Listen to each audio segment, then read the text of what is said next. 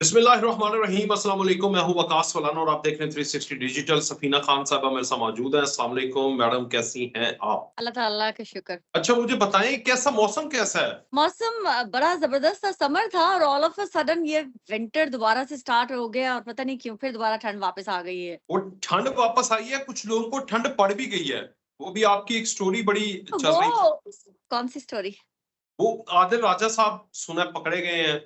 ओह! Yes, Adil राजा के ऊपर मैंने एक्सक्लूसिव स्टोरी की थी। एक्चुअली में मुझे तहरीक-ए-इंसाफ के लोगों ने ही ये स्टोरी दी थी और उन्होंने ही मुझे बताया था कि यहाँ एक बहुत बड़ी कोई बड़े केस की हियरिंग हो रही है, सो यू मस्ट गो। और मैं वहाँ पर गई और मुझे पता भी नहीं था कि अंदर क्या चल रहा है, क्या नहीं चल रहा है। बाद में मुझे पता चला कि वहाँ पर ब्रिगेडियर राशिद नसीर बैठे हुए हैं और वहाँ पर राजा आदिल का केस जो है वो सुनाई उसकी हो रही थी और वहाँ पर राजा आदिल के साथ-साथ ना कोई गवाहन था, ना राजा आदिल का कोई अता-पता था।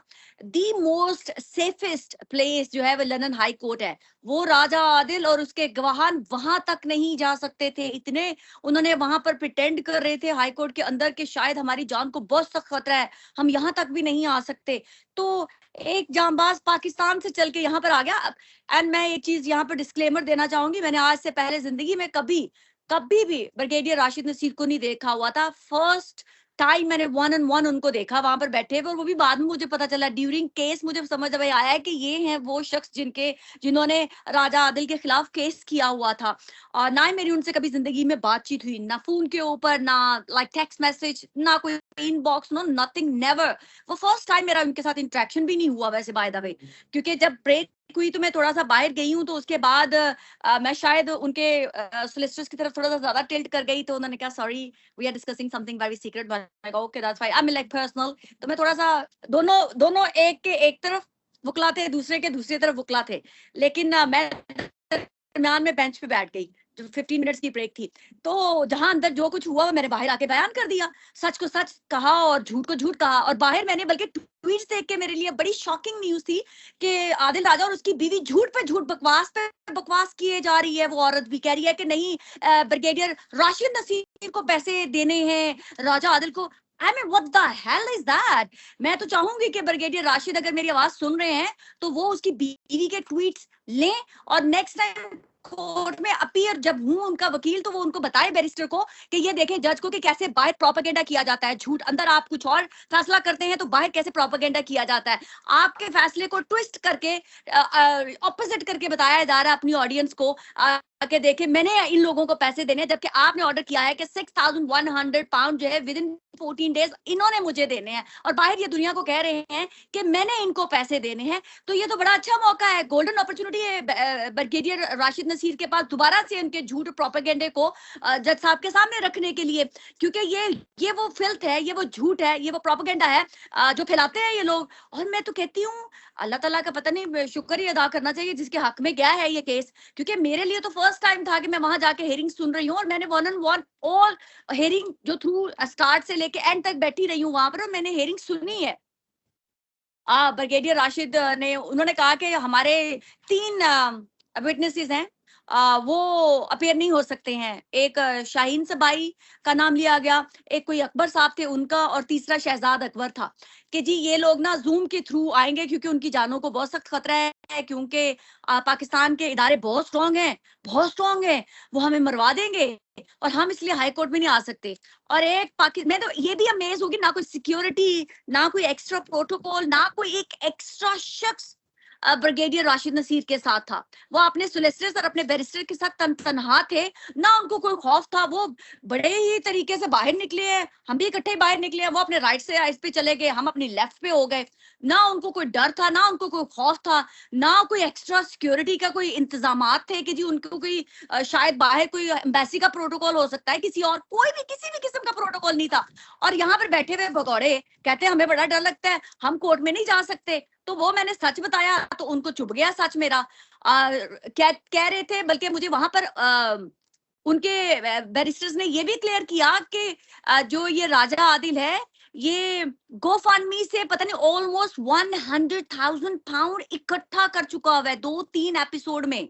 और लास्ट टाइम उसके अकाउंट में 49,000 इन सम अमाउंट बैरिस्टर ने दिखाई।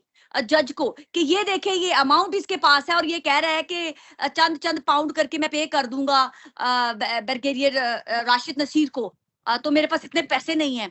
आई मीन ये लोगों को बेवकूफ बना रहे हैं। इमरान खान के नाम पे माल कमाया जा रहा है, इमरान खान के नाम पे जो है वो लोग पैसा कमा कमा के हड़प किए जा रहे हैं। वहां उसका सोलिसिटर जो बैठा हुआ था ना, आई हैव द एविडेंस, जहां पर उसने लिख के दिया हुआ है राजा आदिल के सोलिसिटर ने कि मैं मतलब नो विन नो फी, कि मैं अगर जीत गया तो मैं फीस ले लूंगा, अगर मैं हार गया तो मैं फीस नहीं लूंगा। तो ये कहाँ जा रहा है राजा आदिल का इतना पैसा, जो ये बेचारे मजदूर, गरीब, बेरोजगार, क्या कहते हैं, बेनिफिट्स पे पलने वाले लोगों से चंदा इकट्ठा करके इसने इतने हजारों पाउंड जो है जमा किए हैं, वो कहाँ लेके जा रहा है? शाहीन से भाई जो है वो झूठ पे झूठ बोल रहा है। उसने कल ट्वीट की, कहता है कि जी जनरल नसीर वहां बैठा हुआ था। ये कितना बुढ़ा बाबा, कितना बकवास कर रहा है, झूठ बोल रहा है ये बंदा। इस बुजुर्ग बाबे की तो वो ट्वीट भी मैंने सेव कर लिया कि मैं ये चाहूंगी कि ब्रिगेडियर साहब आप इस बुढ़े बुजुर्ग की झूठे की वो ट्वीट भी सेव करके रखें और उस दिन कोर्ट में पेश करवाएं कि देखें जज साहब, उस दिन कोर्ट में कोई शख्स नहीं था, मैं यहाँ पर बैठा हुआ था और इन्होंने बाहर जाके क्या कहा कि जनरल नसीर, कौन जनरल नसीर, वहां पर बिठा दिया। ये बुढ़े बुजुर्ग क्या कहते हैं, चरिया किस्म के लोग जो है, पागल, ये पागल लोग हैं जो पाकिस्तान के लोग पागलों को मजीद पागल बना रहे हैं। तो इनको रोकना बड़ी जरूरी है। ये देखे जब बुजुर्ग पागल हो जाते हैं ना, वो भूलने की बीमारी हो जाती है उनकी, जो आउल फॉल बकते हैं, तो ऐसे लोगों को डॉक्टर के पास ले जाया जाता है, ये ओल्ड होम में भेजा जाता है। इनको मीडिया प्लेटफॉर्म नहीं प्रोवाइड किए जाते कि जो इनके मुंह में बकवासियात आए, मुगल्लजात आए, ये बकते चले जाएं और वहां बैठ के कह रहे हैं हमें डर है। ये शाहीन सबाई से कोई पूछे आप लास्ट टाइम कब पाकिस्तान गए थे? और जब पाकिस्तान गए थे तो मुशर्रफ दौर में फिर जाके इन्होंने पाकिस्तान के अंदर बड़े बड़े टीवी चैनल्स में बैठ के होस्ट किए प्रोग्राम। जब इन्होंने पाकिस्तान छोड़ा तो कहते मेरी जान को खतरा है। फिर जब दोबारा इनकी किसी जर्नल के साथ गुड हो गया, पाकिस्तान में जाके तमाम बड़े टीवी चैनल्स के बैठ के इन्होंने लीडिंग जो है एंकर्स की तरह लीड किया पाकिस्तान को, और फिर पाकिस्तान से भाग के आ गए। जब इमरान खान की हुकूमत गई तो भगौड़ा फिर भाग के पाकिस्तान से वहां पहुंच गया। ये कैसा खौफ और डर है जो आज तक तो ये जिंदा थे, लेकिन पाकिस्तान को, रियासत को बदनाम करने के लिए, पाकिस्तान के इदारों को बदनाम करने के लिए कहते ओए माँ हमारी जान को खतरा है। ये कौन से 80-80 साल के बुढ़े बाबे कलियां बने बैठे हुए हैं जो पूरी जिंदगी गलाजत और गंद के ढेर पे बैठे रहे और आज भी इनकी जान को खतरा है। इनको नहीं पता इन्होंने खुद से भी मर जाना है। इनके पहले मुझे बताएं, इन गंदों के हाथ से कौन अपने गंद से अपने हाथ रंगना चाहता? कोई भी नहीं। ये तो आखिरी उम्र में है बेचारे, इनको तो अल्लाह ने वैसे खुद बुला लेना है। इनको क्यों कोई नुकसान पहुंचाना चाहेगा? आज तक तो किसी ने कोई नुकसान खुदा ना खासा पहुंचाया नहीं, क्यों पहुंचाएंगे? हमारे इदारे इतने कमजोर हैं जो ऐसे बुढ़े खुसट बाबुल से डरेंगे? I mean what the hell is that? Army chief की आपने स्पीच सुनी है? माशाल्लाह क्या दबंग तरीके से वो बोले, और उन्होंने एक लफ्ज बिल्कुल सही बोला है कि अगर आप लोग कहते हैं हमारी हार्ट स्टेट है, हमारी हार्ट स्टेट नहीं है। अगर आप लोगों को ये हार्ट स्टेट लगती है तो हार्ट स्टेट हमारी आइन पे चल रही है।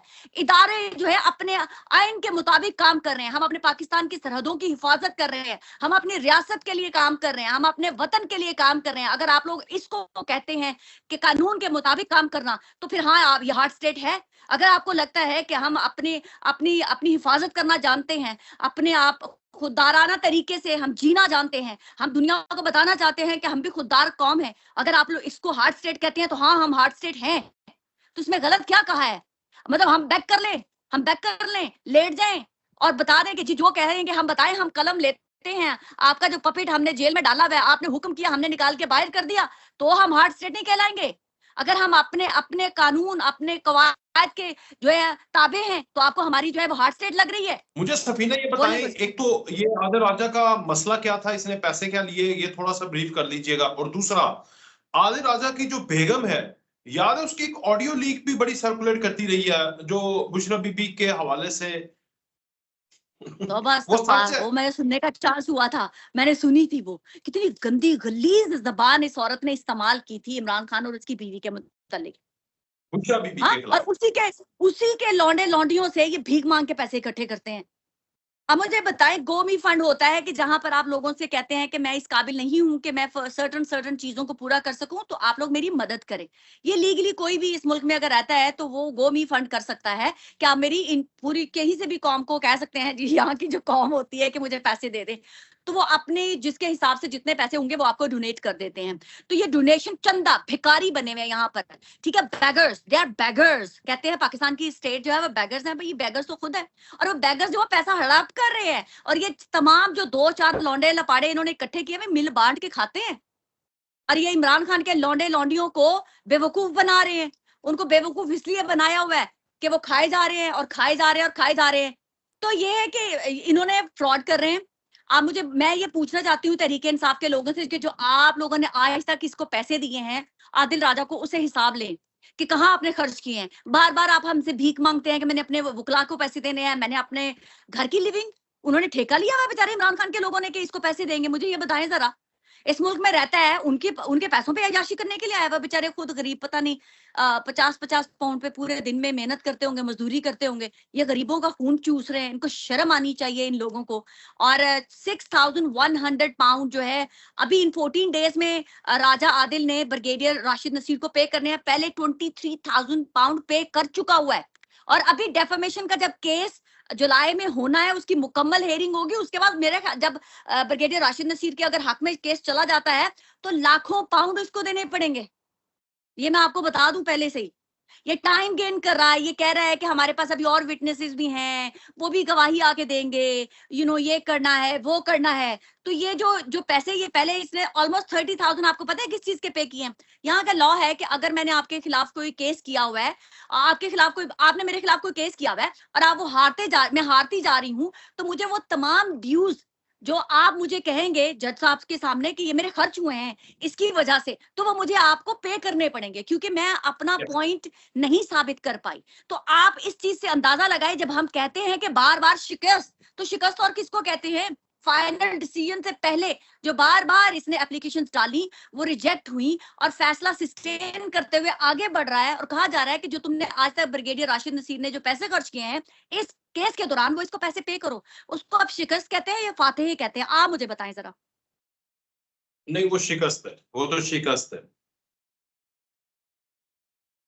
यही लोगों को बात समझ नहीं आती, यही लोगों को बात समझ नहीं आती कि लोगों को बेवकूफ, शायद मुझे अब अंदाजा हो रहा है कि इमरान खान के फॉलोअर्स इतने पढ़े लिखे नहीं हैं। Honestly I am not joking, वो इतने पढ़े लिखे नहीं है बेचारे, इसीलिए बड़े आराम से बेवकूफ बन रहे हैं, वरना पढ़े लिखे लोग तो कभी बेवकूफ नहीं बनते। तो ये जाहिल लोग हैं बेचारे। इमरान खान ने एक बात सही कही थी, एक तो ये लोग पढ़े लिखे नहीं है, और दूसरा ये है कि इनके पास दिमाग भी नहीं है।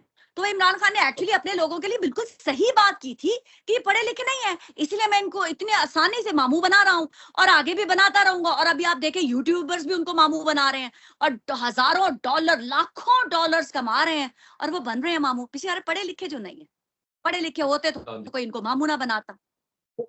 वो भी उसके ऊपर भी बात करते हैं, कौन से 2 बड़े यूट्यूबर्स हैं। पहले जरा अलीमा खान साहबा की खिदमत में कुछ अर्ज करना चाह रहे हैं।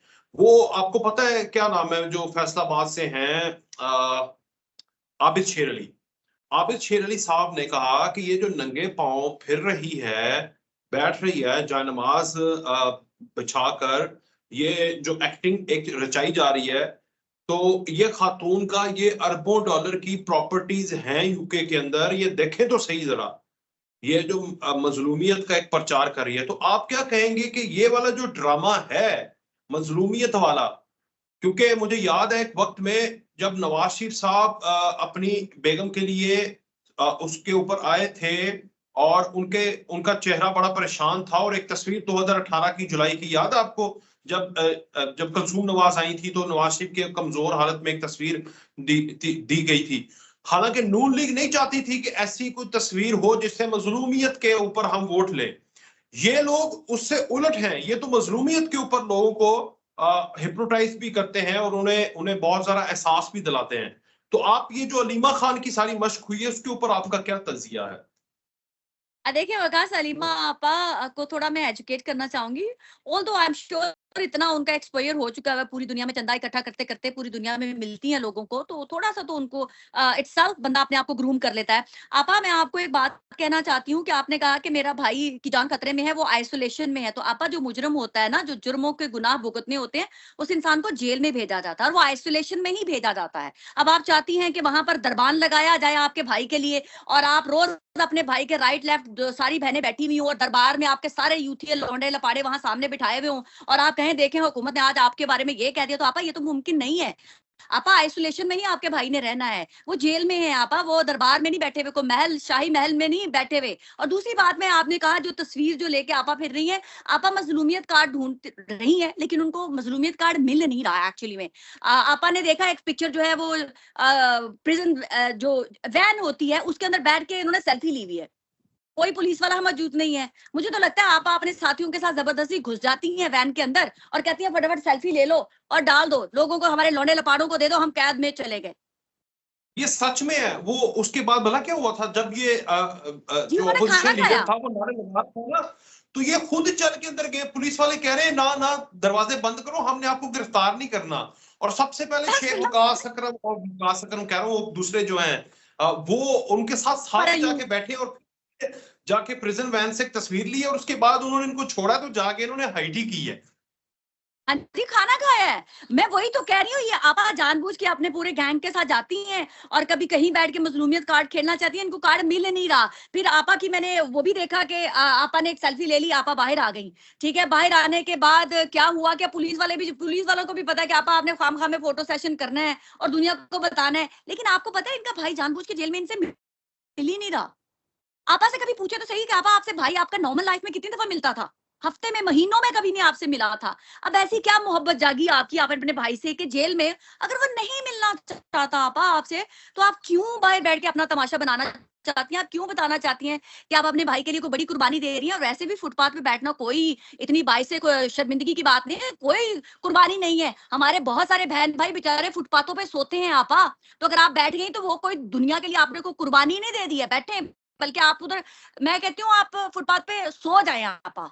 ये कुर्बानी मैं मानूं आपकी कि वहां दिन रात सोएं, आप उधर ही रहे, उधर ही सोएं। फिर मैं मानूं आपा आपा आती हैं ब्लैक गॉगल्स लगाए हुए, फोटो शूट करवाती हैं और निकल जाती हैं, और आपा बड़ी खुश होती है कि मैंने बड़ी कुर्बानी कर दी। आपा आपका भाई आपसे नहीं मिलना चाहता, लिल्ला आप अपने भाई से शिकायत करें।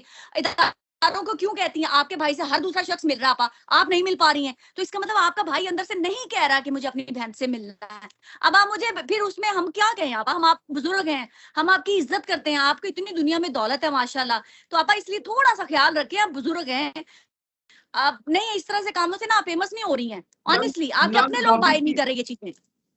नंद भाभी की लड़ाई है, और उसमें भाई जो है वो अपनी बीवी के साथ है, उसके ग्रुप के साथ है। मेंटली तौर पर वो इसके इसलिए मिलना नहीं चाह रहा, और ये दुनिया को दिखा रही है कि स्टेट जो है बड़ी बारबेरियन है। तो ये समझाना चाह रहे हैं आप? स्टेट तो किसी के खिलाफ नहीं है। बुशरा बेगम की बहन यहाँ बहुत एक्टिव है बरतानिया के अंदर, वो वहां बैठ के यूएई में बैठ के यहाँ पर उन्होंने अपना गैंग बनाया हुआ है। यहाँ बरतानिया के अंदर भी डिवाइडेड है, तो ये तो फैक्ट है, इसमें हम मेड अप स्टोरी नहीं कर रहे हैं वकास।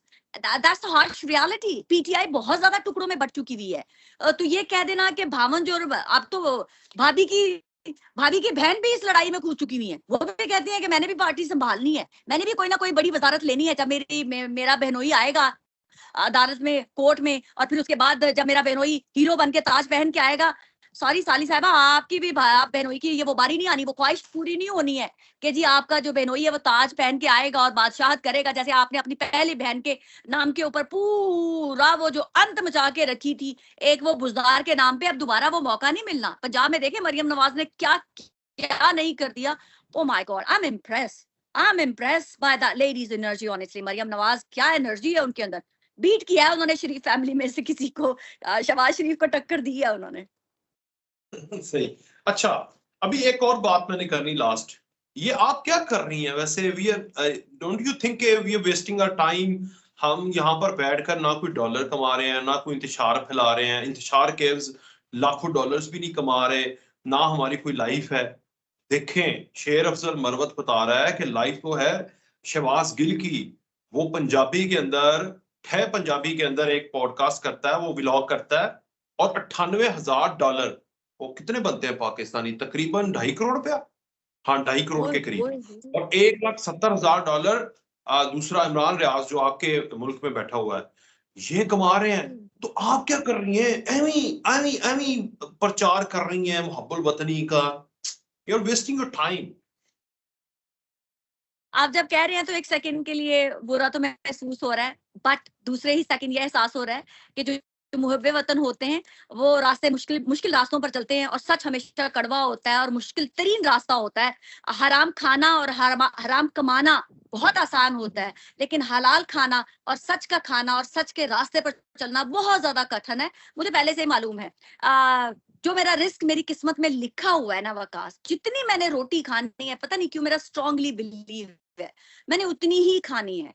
तो मैं दूसरों को देख के हसद करूं कि वो तो जुराइम करके, वो तो हराम खा के, वो तो अपनी धरती माँ को बेच के, वो तो अपने वतन फरोशी करके खा रहे हैं, कमा रहे हैं, तो हम भी उनकी तरह कमाएं क्या? मुझे कोई शिकायत है अपने रब से? मेरे रब ने जितना मेरे किस्मत में रिस्क लिखा हुआ है वो मैं खा रही हूँ, अल्हम्दुलिल्लाह अल्हम्दुलिल्लाह। अरबों लोगों से बेहतर हूँ, अल्लाह ताला ने अपने हक हलाल के पैसों से दिया हुआ है और खा रही हूँ और बड़े फक्र से जी रही हूँ, कोई मुझे आके कोई बात नहीं कर सकता। और रही बात आपने ये कही कि जी इन लोगों की अयाशियां और इन लोगों की हमें भी ऑफर्स आती हैं, मैं आज पहली दफा आपके प्रोग्राम में ऑन ओथ ये बात कह सकती हूँ कि I have been offered so many times with money. Even recently मुझे 2 फोन कॉल्स आई, एक न्यूज एजेंसी की तरफ से कॉल आई, और आज मैं ऑन रिकॉर्ड ये बात इसलिए बताना चाहती हूँ कि उन्होंने कहा कि we want to hire you, कि आप हमारे लिए कुछ आर्टिकल्स लिखे। मैंने पहले सोची, आई वाज ओवरवेल्म्ड के बाद भी ना, वाह वाह तेरे लिए बड़ी डिमांड हो गई है। सो मैंने कहा okay what kind of articles? तो वो कहते हैं कि रिसेंटली जो पाकिस्तान के अंदर हो रहा है, जो वहां पर पाकिस्तान की पाक अफवाज कर रही है, तो तब मेरे अलर्ट हुआ। सो मैंने कहा ओके देन। सो उन्होंने मुझे एक सर्टेन अमाउंट ऑफर की पर आर्टिकल के लिए अवकाश, और that amount is very very handsome amount.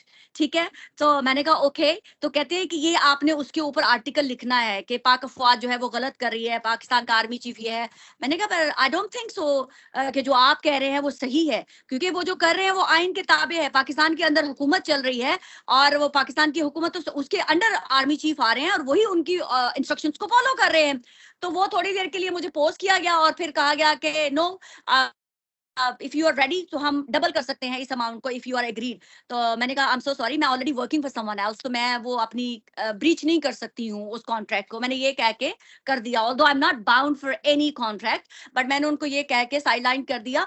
एक और कॉल आती है मुझे, वो कोई पाकिस्तानी थे, बट अगेन वो भी कोई न्यूज एजेंसी से ही रिलेटेड, उन्होंने मुझे न्यूज की, उन्होंने ओपनली मुझे ऑफर की कि सफीना अगर आप इस तरह से काम करती है तो हम मंथली सर्टन अमाउंट आपके अकाउंट में डालेंगे और आपको आपकी जिंदगी बदल जाएगी। मैंने कहा जिंदगी तो बचपन से मेरी बदली हुई है भाई, अल्लाह ताला से जो मांगा हमेशा मिला है, और आगे भी अल्लाह मेरी बदल ही रहा है जिंदगी। बुढ़ापे में पहुंच गए हैं, बिना किसी सिफारिश के, बिना किसी क्या कहते हैं लेटर के अभी तक यहाँ पहुंची हूँ, तो शायद आगे भी जो मेरी डेस्टिनी है वो अल्लाह के ही हाथ में है। तो पैसे ऑफर होते हैं, ये गलत बात है कि हमें नहीं होते, मुझे भी हुए हैं, पर आई टोटली रिफ्यूज। फखर और जिंदा और गैरतमंद लोगों की निशानी यही होती है, कम खाते हैं लेकिन इज्जत से खाते हैं। वाह, ये तो आपने बहुत बड़ी बात कर दी। तो इस तरह तो आपने पीटीआई के हर एक इंतशारी को बेगैरती बोल दिया इनडायरेक्टली, कि वो सारा जो ये काम करें। यार बेगैरत जो अपनी माँ अपनी देखे पैदा करती, देखे जिस तरह से पाकिस्तान हमारी माँ धरती है, हमें पाकिस्तान ने बहुत कुछ दिया, मुझे तो कभी अपने पाकिस्तान से शिकायत नहीं रही ऑनेस्टली।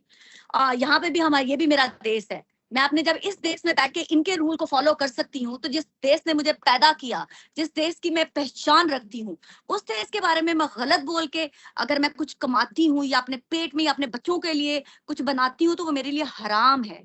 तो मैं ना खुद हराम खा सकती हूँ, ना मैं अपने बच्चों को हराम खिला सकती हूँ, ना अपनी इस माँ को बेचूंगी, ना मैं अपनी उस माँ को बेचूंगी।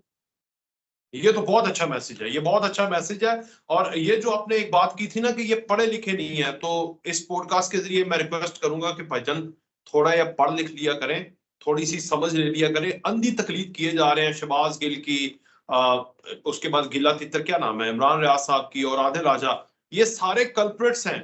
आदिल राजा तो पकड़ा गया, अनकरीब ये भी दोनों पकड़े जाएंगे कहीं ना कहीं ठगी लगाते हुए। बहुत शुक्रिया नहीं मैं सफीना खान साहब। जाते जाते रिक्वेस्ट करूंगी कि मेरे ख्याल से ये टाइम आ गया है, पाकिस्तान में बैठे हुए तमाम हाई ऑफिशियल्स जो है ना, वो यहाँ पर बैठे हुए हर उस शख्स के खिलाफ डेफेमेशन का केस ठोकें। ठीक है, और आप भी इसमें, और आप भी अगर आपको कोई कहे तो आप भी जाके ठोक सकती हैं। या क्यों नहीं, कमबख्त मारे कुछ करते ही नहीं है, भूखे नंगे पड़े हुए मेरे पीछे, को मालदार तो पड़े ना। चले चले, बहुत शुक्रिया। ये उन तक भी मैसेज पहुंच गया है जिनको आप कह रही है ना कि ठोकें, तो ये उन तक भी मैसेज पहुंच। बहुत शुक्रिया सफीना, एक बार फिर से इजाजत दीजिए जी, अल्लाह हाफिज।